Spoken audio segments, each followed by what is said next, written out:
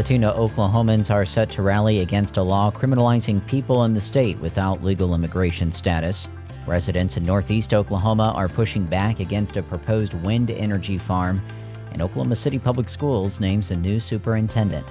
I'm Nick Daniels. This is the KGOU AM News Brief for Monday, May 13th.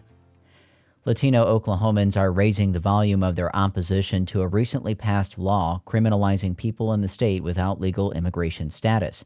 State Capitol reporter Lionel Ramos has more on why this week's annual Hispanic Day at the Capitol is seeing a makeover. Since 2016, Hispanic Day at the Capitol has been a day of celebration, a day Latino Oklahomans can share their contributions to the state with pride, regardless of their citizenship status. This year, members of the Latino Legislative Caucus are calling on people from all immigrant communities to rally in opposition to House Bill 4156, a measure labeling all immigrants without legal permission to be in the country as criminals. Rather than celebrating, we're demonstrating our opposition to HB 4156. So we'll have a lineup of different speakers, not only within the Hispanic community, but recognizing that the immigrant community is, Asian, Middle Eastern, European. The event will feature food from represented Latino countries, storytelling opportunities for community members, and a chance to meet with or leave messages for lawmakers regarding the immigration measure and other issues.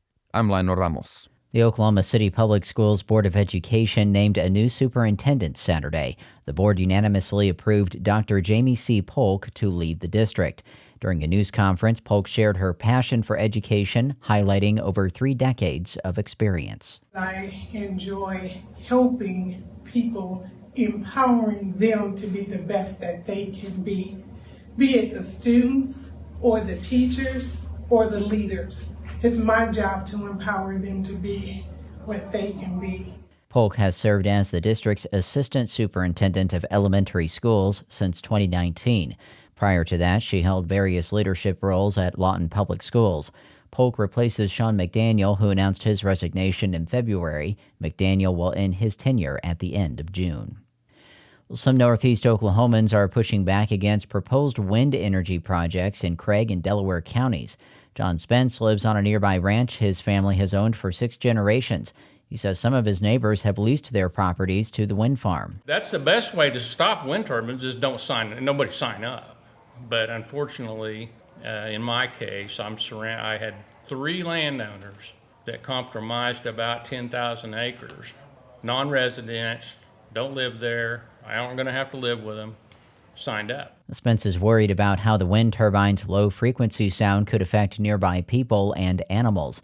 That's why he's advocating for county zoning law changes to stop them from going up. The project would include up to 100 wind turbines, with construction beginning in 2027.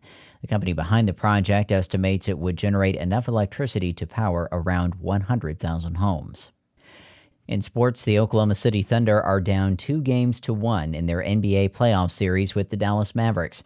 OPMX's Ryan LaCroix reports. The Thunder hope to turn the tide in the series following a very physical 4-point loss in Game 3 on Saturday. But Coach Mark Daignault says he doesn't believe the physical tone of the game was the issue for the team. I just thought, execution on both ends, a lot of offensive execution that could have been a little bit better. But, it's never going to be a perfect game. I know the stakes are high. Everybody wants to win. We want to win.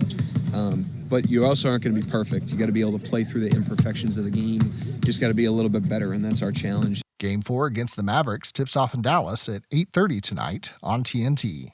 In Oklahoma City, I'm Ryan LaCroix. And you'll find more news at our website, kgou.org, and on the KGOU PM News Brief podcast. Hi, it's Terry Gross, the host of Fresh Air. We bring you in-depth, long-form interviews with actors, directors, musicians, authors, journalists, and more. Listen to our Peabody Award-winning Fresh Air podcast from WHYY and NPR.